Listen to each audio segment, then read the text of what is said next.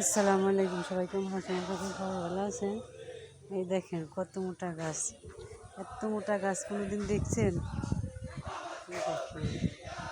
হয়তো দূরে থেকে চিকন চিকন লাগতেছে, কিন্তু অনেক মোটা গাছ।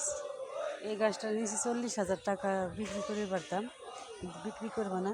একটা ক্যাবিনেট বানাবো, একটা খাট বানাবো, আর হচ্ছে ড্রেসিং টেবিল বানাবো। দেখেন সারি হয়ে গেছে, কি মোটা গাছগুলা। এই যে এখানে অনেক ডালপাল ছিল, গাছ হলো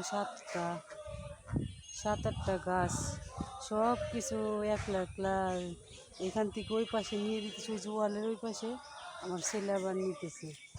কিন্তু কী করবো, দুটো লেবার নিলে 7-8-1400 টাকা লাগবে। এই যে এই চিকুন ডালগুলা ছিল অনেক, এইগুলা নিয়ে শেষ করলাম। কারণ কি, দুটো লেবারের টাকা বাঁচলে পারে আমার 15 দিনের কাঁচা বাজার হবে না। অনেক হিসেব কিতাব করে চলি, অনেক কষ্ট করি, তারপরেও তো ভালো মতো চলতে পারি না, সমস্যা হয়। কী করব, গরিব মানুষের এটাই হচ্ছে সমস্যা। গাছগুলা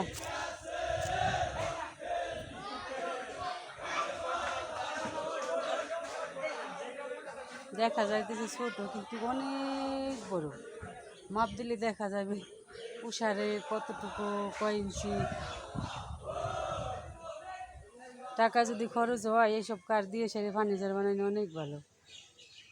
হয়তো 50-60 হাজার টাকা খরচ গেলে তাও ভালো।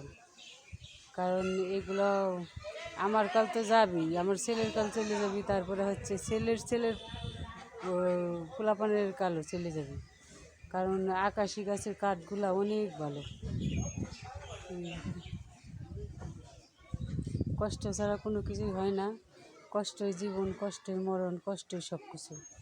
কারণ আরামে আরামে থাকলে কোনো কিছুই হয় না, একটু কষ্ট করলেও সবসময় তো আর কষ্ট করা লাগে না। এখন ঘরটা উঠাই না পর্যন্ত তো কষ্ট করাই লাগবে। দেখেন সেও আছে অনেকগুলো আকাশি গাছের,